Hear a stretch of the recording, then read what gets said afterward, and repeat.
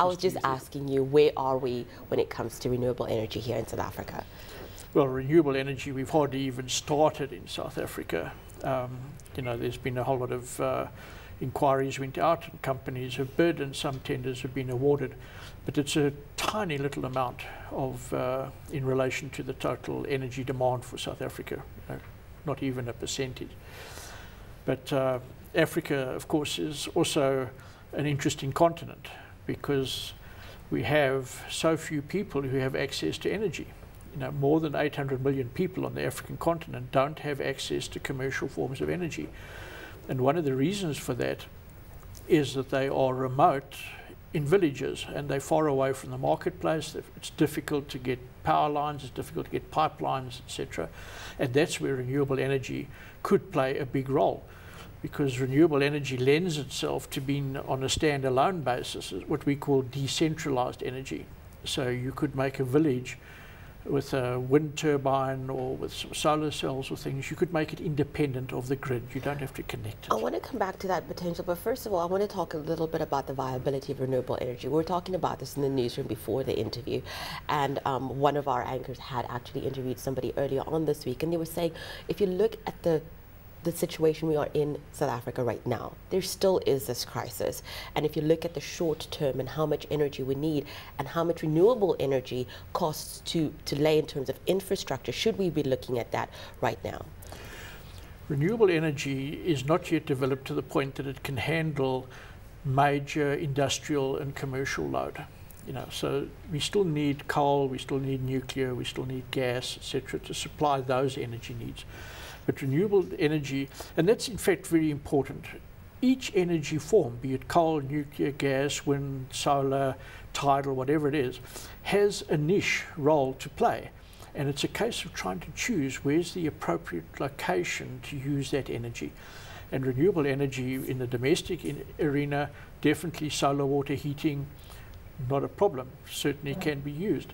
We can also use small wind turbines for domestic use, small commercial use, but in the rural applications there's nothing to beat it. I want to talk a little bit about nuclear, because that is where, I mean, that's where some of the energy is going to be coming from. In some countries, moving away from nuclear energy, and we are wanting to get into that. Not only that, there's also the issue of funding.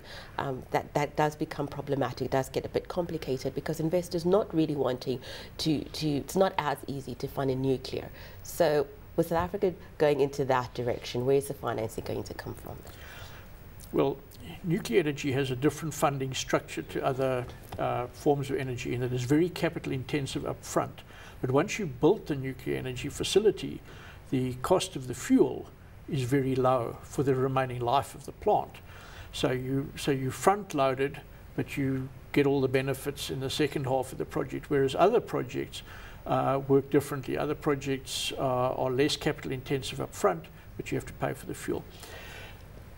It's said that a lot of people are moving away from nuclear, and that's been driven by the emotion that followed the Fukushima incident in Japan, and subsequently Germany's decision to stop building any nuclear plants and to move away.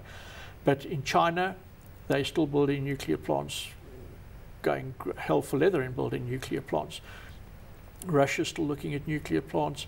There are a lot of countries around the world that are looking at nuclear, and in our case, nuclear is, in fact, our best alternative to coal if we're looking for large generation facilities that are relatively environmentally benign. Brian, I'd like to talk a little bit about financing and taking that from consumers in South Africa. Households obviously complaining about that, but then you've got business that really does depend on that. We had PMI figures coming out earlier this week, and one of the issues there that even though the numbers were quite good, the managers were still quite concerned with input costs, energy being one of those, and business saying, you know what, if we're going forward having all increased costs on this, on our electricity, it makes it very difficult to do business in South Africa. What would you say to that?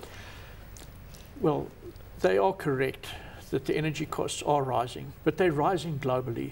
We're just feeling the bite perhaps a little bit earlier because we haven't built new energy capacity, particularly in the electricity sector, and we're now having to do a massive catch-up to build capacity, and so we're paying those prices. But if you look in the UK, they haven't built new power plant either for many years. Neither has Europe. And that catch-up is going to hit them in the next 10 years. We're going to find massive capital build required across Western Europe and into North America in order to catch up to their power needs. So we're a little bit ahead of the game there, and we're feeling the pinch from a competitiveness. But we should not forget that we've had many years where electricity was unrealistically cheap in South Africa because we were not making the reinvestment into building the infrastructure, both in terms of the power stations themselves and also in the transmission and distribution infrastructure. And we're paying the price for that. I want to talk a little bit about the reluctance. I had this interview with somebody a couple of years ago, and one of the questions they raised is why the reluctance to bring in the private sector when it comes to energy here in South Africa. Why do you think that is? Well, initially the thought was that Eskom was supplying electricity so cheaply that the private sector could not actually compete. So there was no need to bring the private sector in. Eskom was doing a great job, everything was very reliable, and we were smiling. And we had some of the best, in fact, Eskom was used as a case study globally for a high-performing utility and won awards for that. However, because we didn't build and make the investments, we got ourselves into trouble. And now it's too late for Eskom to make the catch-up all on its own. And so the reality is now hit home that we need the private sector.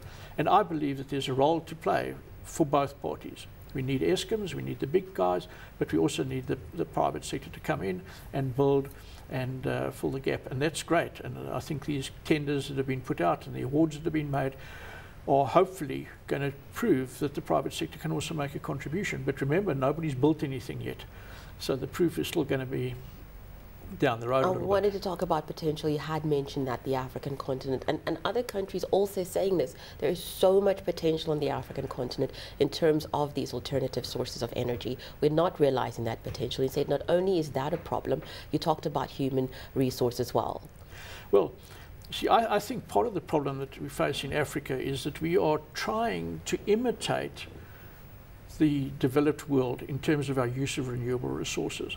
And yet we have so many people, so many wonderful people on this continent who are not able to get decent education, they're not able to get decent healthcare, they're just not able to develop themselves economically. Now the opportunity for us to turn things completely around is to take the concepts of renewable energy, but to redesign it, make it suitable for rural distributed applications, to unlock that human potential that we've got. Because if we don't unlock the human potential, having all this energy potential is not going to help. It's simply going to be exported off continent and not going to be converted into real wealth for Africans. So, and if we can get that right, and if we can demonstrate that it can work on the African continent, then the opportunities are for it to be exported, that ideas into Southeast Asia, into Latin America, and so many other parts of the world. So we have a chance to be a leader, but we have to change our mindset and stop trying to be a leader in imitation, but a leader in innovation. Thank you so much for joining us, Brian. I would love to continue with this conversation, but we run out of time. Thank you so much.